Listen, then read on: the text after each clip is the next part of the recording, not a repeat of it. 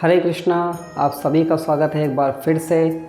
हमने जो भगवत गीता की सीरीज़ शुरू करी है, जो श्रृंखला शुरू करी है, फाइनली वो वक्त आ गया है जब हम लोग उस श्रृंखला में अपने अध्याय 1 पर, अपने पहले अध्याय पर चर्चा करना शुरू करें।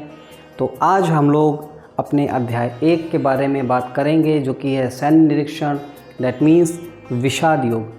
लेकिन अगर आप में से अभी कोई ऐसा है जिसने कि हमारा पहला एपिसोड नहीं देखा है, पार्ट 1 नहीं देखा है, जिसमें भगवत गीता के बारे में बताया गया है कि भगवत गीता क्या है, तो अगर आप चाहें तो पहले उस वीडियो को देखिए। और अगर किसी ने हमारा सेकंड पार्ट भी नहीं देखा है, जिसमें हम लोगों ने इस बारे में बात करी है कि भगवत गीता को बताने वाला जो पर्सन है, दैट मीन्स श्री कृष्ण, तो उनका आखिर शास्त्रों में क्या वर्णन है, उनका शास्त्रों में क्या स्थान बताया गया है। अगर आपको ये नहीं पता है तो आपको शायद थोड़ा सा अजीब लगे ये सुनने में, ये समझने में कि भला भगवत गीता को जो इंसान बता रहा है वो है कौन। और उस विषय में हम लोगों ने एक बहुत ही डिटेल्ड वीडियो बनाया है, जो कि शायद थोड़ा सा लंबा था पिछली बार, और कुछ लोगों ने उसको कंप्लीट भी देखा है। जिन लोगों ने उसको कंप्लीट देखा है, शायद उनको ये चीज़ समझ में आ गई होगी कि श्री कृष्ण जो कि हम लोग को भगवत गीता बता रहे हैं, उनका स्थान शास्त्रों में है क्या, और श्री कृष्ण जो कि जिनको हम लोग परम भगवान कहते हैं, वो परम भगवान क्यों हैं। तो अगर आपने ये दोनों वीडियोस पहले नहीं देखे हैं तो कृपा करके मेरी विनती है कि आप पहले उन वीडियोस को देखें। और जिन लोगों ने वो वीडियोस देख रखे हैं, ऑब्वियसली उनके लिए आज से हम लोग शुरू कर रहे हैं अध्याय 1 विषाद योग। तो ज़्यादा देर ना करते हुए शुरू करते हैं अपना अध्याय 1 सैन्य निरीक्षण। और उसका जो प्रथम श्लोक है वो इस प्रकार से आता है। धृतराष्ट्र उवाच धर्मक्षेत्रे कुरुक्षेत्रे समवेता युयुत्सवा मामका पांडवाश्चैव किम कुर्वत संजय। अर्थात धृतराष्ट्र कहते हैं यहाँ पर कि हे संजय, धर्मभूमि कुरुक्षेत्र में युद्ध की इच्छा से एकत्र हुए मेरे तथा पांडु के पुत्रों ने क्या किया। अब यहाँ पर हमें सबसे पहले समझने वाली बात यह है कि धृतराष्ट्र कौन है। सबसे पहले हम लोग समझते हैं कि धृतराष्ट्र का अर्थ क्या होता है। धृत मतलब होता है किसी चीज़ को कस के पकड़ के रखना। जैसे कि धृतराष्ट्र थे, वो सारे जीवन अपने बच्चों को, अपनी आसक्तियों को पकड़ के बैठे रहे। अंत समय में भी उनको इस बात की टेंशन रही, इस बात की परेशानी रही कि कहीं मेरा राज्य मुझसे पांडव छीन ना लें। जो मेरा छोटा भाई था पांडु, उसके बेटे कहीं मुझसे ये राज्य ना छीन लें। और कहीं ना कहीं अगर हम लोग देखें तो जो धृतराष्ट्र हैं वो एक कॉमन मैन को ही सिंबलाइज़ कर रहे हैं। जैसा कि हम लोगों ने पहले भी चर्चा करी थी कि भाई जो हमारा भगवत गीता है उसमें टोटल 700 श्लोक हैं। इन 700 श्लोकों में से 574 श्लोक बोले हैं स्वयं श्री कृष्ण ने, 84 श्लोक बोले हैं अर्जुन ने, 41 श्लोक बोले हैं संजय ने, और जो पहला श्लोक है वो बोलने वाला कौन है? धृतराष्ट्र। तो पहला श्लोक धृतराष्ट्र ने क्यों बोला?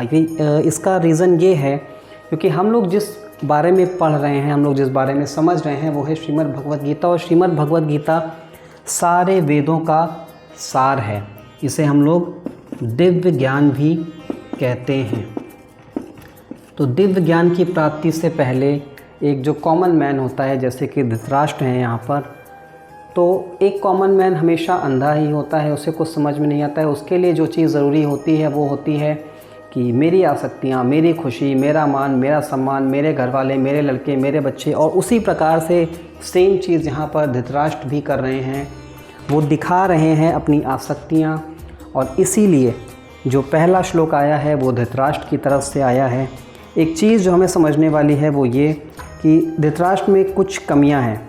जो उनकी कमियां हैं वो इस प्रकार से हैं कि सबसे बड़ी कमी तो उनमें ये है कि उन्होंने इस पहले श्लोक में एक तरह से अपने और पांडु के पुत्रों के बीच में थोड़ा सा विभाजन दिखाया है, थोड़ा सा डिस्क्रिमिनेशन दिखाया है। वो कहते हैं मामका पांडवाश्चैव, दैट मीन्स कि मेरे और पांडु के पुत्र, भाई दोनों ही कुरुवंश के हैं। अगर आप चाहो तो सिंपली ये पूछ सकते हो कि भाई जो कुरुवंश के पुत्र हैं, ये सब लोग कुरुक्षेत्र में जमा हुए हैं, तो आखिर क्यों जमा हुए हैं? ऐसा क्या चल रहा है वहाँ पर, मुझको बताओ संजय। लेकिन नहीं, उन्होंने कहा मामका पांडवाश्चैव। और एक सबसे मेन चीज़ जो हम लोग को समझने वाली है वो ये है कि कुरुक्षेत्र को धर्म क्षेत्र कहा गया है। कुरुक्षेत्र के साथ में एक एडजेक्टिव लगाया गया है, धर्म क्षेत्र कुरुक्षेत्र। ऐसा क्यों?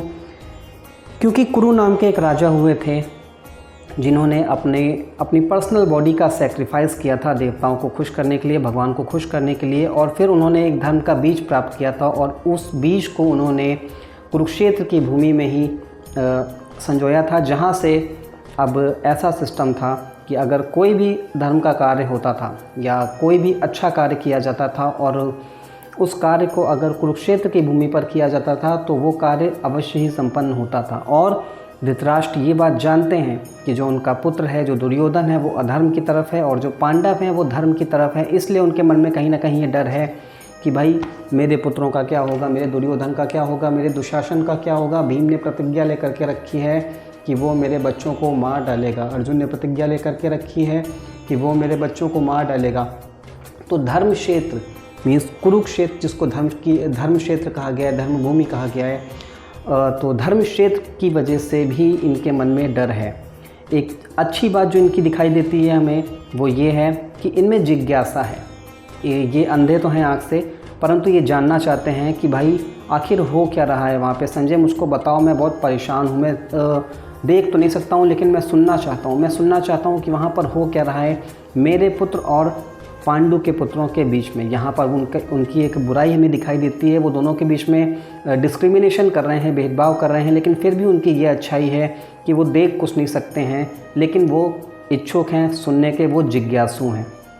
आगे बढ़ते हैं। संजय कहता है, हे राजन, पांडु पुत्रों द्वारा सेना की व्यूह रचना देखकर राजा दुर्योधन अपने गुरु के पास गया और उसने ये शब्द कहे। तो दैट मीन्स कि अब यहाँ से जो बातें होंगी वो एक कन्वर्सेशन के ही फॉर्म में चलेंगी और यहाँ पर जो भी बात है वो संजय ही कर रहे हैं धृतराष्ट्र से, लेकिन अभी ये जो बात बताने जा रहे हैं वो दुर्योधन से बताने जा रहे हैं, दुर्योधन के मुंह से बताने जा रहे हैं। और अभी हमें दुर्योधन की वार्तालाप सुनने को मिलेगी कि दुर्योधन अपने गुरु द्रोण से आखिर क्या कह रहा है। तो देखते हैं कि दुर्योधन ने अपने गुरु द्रोणाचार्य से आखिर ऐसा क्या कहा। हे आचार्य, पांडु पुत्रों की विशाल सेना को देखें जिसे आपके बुद्धिमान शिष्य द्रुपद के पुत्र ने इतने कौशल से व्यवस्थित किया है। यहाँ पर दो चीज़ें हमें समझ में आई। पहला तो ये कि हे आचार्य, पांडु पुत्रों की विशाल सेना को देखें। दैट मीन्स कि यहाँ पर दुर्योधन देख सकता है कि उसके सामने पांडवों की जो सेना है वो काफ़ी अच्छे से सुव्यवस्थित हो करके खड़ी है, लेकिन उस सेना को बनाया किसने है, उस सेना का निरीक्षण कौन कर रहा है, उस सेना को व्यवस्थित किसने किया है, उसके बारे में उसने बताया है। कौन? आपके बुद्धिमान शिष्य द्रुपद के पुत्र। दैट मीन्स जो धृष्टद्युम्न है, जो कि द्रुपद का पुत्र है, उसी ने सारी की सारी युद्ध विद्याएं सीखी पांडवों और कौरवों के साथ में द्रोणाचार्य से। अब द्रोणाचार्य और द्रुपद के बीच में एक छोटी सी हिस्ट्री है जो कि कुछ इस प्रकार से है कि जब द्रोणाचार्य और द्रुपद ये दोनों गुरुकुल में पढ़ रहे होते हैं तब दोनों के बीच में बहुत गहरी मित्रता होती है और उस वक्त द्रुपद ने द्रोणाचार्य से कहा होता है कि मेरे दोस्त, अगर कभी भी तुमको मेरी कोई ज़रूरत पड़े तो मुझे आकर के याद करना, मैं हमेशा तुम्हारे साथ खड़ा रहूँगा।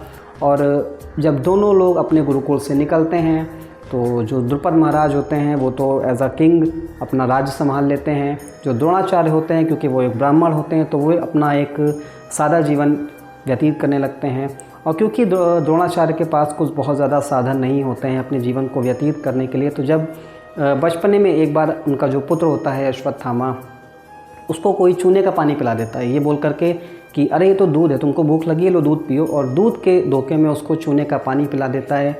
और जो द्रोणाचार्य होते हैं वो इस बात से बहुत ज़्यादा दुखी हो जाते हैं कि बताओ मेरे पुत्र के साथ ऐसा हुआ, मैं एक ब्राह्मण हूँ और ब्राह्मण के पुत्र के साथ ऐसा हो रहा है, मैं क्या करूँ, मैं गरीब ब्राह्मण हूँ। तब उनको इस चीज़ का आभास होता है, तब उनको याद आता है कि अरे गुरुकुल में तो मेरा मित्र था द्रुपद, जिसने मुझसे कहा था कि मैं कभी भी उसकी सहायता ले सकता हूँ। और बस इसी चीज़ को याद करते हुए जो द्रोणाचार्य होते हैं वो जाते हैं अपने मित्र द्रुपद के पास, और जैसे ही द्रुपद के पास जाते हैं तो द्रुपद उनका मजाक उड़ाता है और उनसे कहता है कि अरे यार, दोस्ती तो बराबर वालों के साथ होती है, तुम हमारी दोस्ती के लायक नहीं हो। अब इस बात से द्रोणाचार्य बहुत ज़्यादा गुस्सा हो जाते हैं, बहुत ज़्यादा दुखी हो जाते हैं। वो सोचते हैं कि इस आदमी में कितना ज़्यादा अहंकार आ गया है, कितना ज़्यादा घमंड आ गया है। और बाद में फिर कौरवों और पांडवों की मदद से वो द्रुपद को पकड़ के लाते हैं। पहले तो कौरव जाते हैं, पिटपिटा के आ जाते हैं, क्योंकि द्रुपद भी बहुत ज़्यादा शक्तिशाली होते हैं।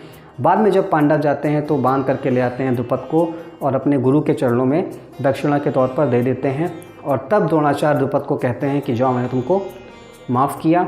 और इस प्रकार से इन दोनों की जो मित्रता होती है, जो कभी मित्रता थी, वो आगे चल कर के दुश्मनी में बदल जाती है। और अब जो द्रुपद महाराज होते हैं वो सोचने लगते हैं कि मेरी इतनी ज़्यादा बेइज्जती, मैं एक क्षत्रिय हूँ, और अगर एक क्षत्रिय को कोई पकड़े तो या तो मार दे या तो फिर मतलब उसका राज्य हड़प ले।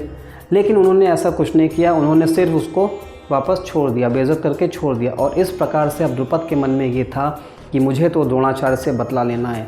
और इसी तरीके से द्रुपद ने अब एक यज्ञ करवाया। एक दो भाई थे, यज और उपयज नाम के। तो जो बड़ा भाई था यज के हाथों उन्होंने एक यज्ञ करवाया और उस यज्ञ से उनको एक पुत्र और एक पुत्री प्राप्त हुई। पुत्र का नाम था धृष्टद्युम्न, जो कि आगे चल कर के जिसको इन्होंने सारी युद्ध की कलाएँ सिखाने के लिए द्रोणाचार्य के पास भेजा। और जो इनकी पुत्री थी ऑब्वियसली द्रौपदी, तो द्रौपदी का विवाह बाद में हो गया पांडवों के साथ। अब क्योंकि द्रोणाचार्य को ये बात पहले से पता थी कि जो द्रुपद का पुत्र है धृष्टद्युम्न, इसको इसीलिए पैदा किया गया है ताकि ये मुझे मार सके, ये यज्ञ से उत्पन्न हुआ है ताकि ये मुझे मार सके। लेकिन बीइंग अ ब्राह्मण, क्योंकि वो एक ब्राह्मण थे, वो एक बड़े दिल के ब्राह्मण थे, उन्होंने धृष्टद्युम्न को उसी प्रकार से सारी सैन्य शिक्षाएँ दी, सारी कुशलता से उसको सिखाया। कोई भी भेदभाव नहीं किया कि नहीं ये तो मुझे मारेगा आगे चल के, नहीं, उन्होंने कोई भी भेदभाव नहीं किया। और इसी बात को याद दिलाते हुए, इसी बात का ताना मारते हुए इस जगह पर अभी जो दुर्योधन है वो अपने गुरुदेव से कह रहा है कि हे गुरुदेव, आपके शिष्य ने, देखिए आपके बुद्धिमान शिष्य द्रुपद के पुत्र ने कितने कौशल से इस पूरी सेना को व्यवस्थित किया है, तो इसमें आपकी गलती है, कहीं ना कहीं तो इसमें आपकी भी गलती है। आप कह रहे हो कि मेरी गलती है, आप शुरू से सब कहते रहे, आप कहते रहे, भीष्म पितामह कहते रहे कि ये मेरी गलती है, मेरी गलती है, मुझे पांडवों को उनका हक दे देना चाहिए। लेकिन देखिए ना, यहाँ पर जितनी भी सेना हमारे सामने खड़ी है, ये किसने खड़ी की है? आपके शिष्य ने, आपके प्रिय मित्र के शिष्य ने, जिसने द्रुपद के पुत्र धृष्टद्युम्न ने। और इस प्रकार से अपने गुरु को ताना मारते हुए जो दुर्योधन है इतना कहता है। वीडियो को ज़्यादा लंबा ना करते हुए हम लोग आज की वीडियो को यहीं पर समाप्त करते हैं, क्योंकि हम लोग श्लोकों में डीप मीनिंग में जाएंगे, एक एक शब्द की बात करेंगे, वहाँ पर क्या शब्द यूज़ हुआ है, किस लिए यूज़ हुआ है। इसलिए में भी हो सकता है कि हर बार हम लोग 2 से 3 श्लोकों से ज़्यादा के ऊपर चर्चा ना कर पाएँ, पर कोई बात नहीं, जितने अच्छे से हम लोग श्लोकों को समझेंगे उतना अच्छा है, उतना बेहतर होगा। हम लोग धीरे धीरे चलेंगे, लेकिन इस भगवद गीता को, जो कि भगवद गीता यथा रूप है, इस कंप्लीट भगवद गीता को हम लोग जल्दी से जल्दी ख़त्म करने की कोशिश करेंगे, अगर आप लोगों का साथ रहा तो। अगर वीडियो अच्छी लगी हो तो लाइक करिएगा, अपने दोस्तों के साथ शेयर करिएगा, कमेंट्स करिएगा, और अगर आप चैनल पर नए हैं तो सब्सक्राइब भी करिएगा। तब तक के लिए हरे कृष्णा,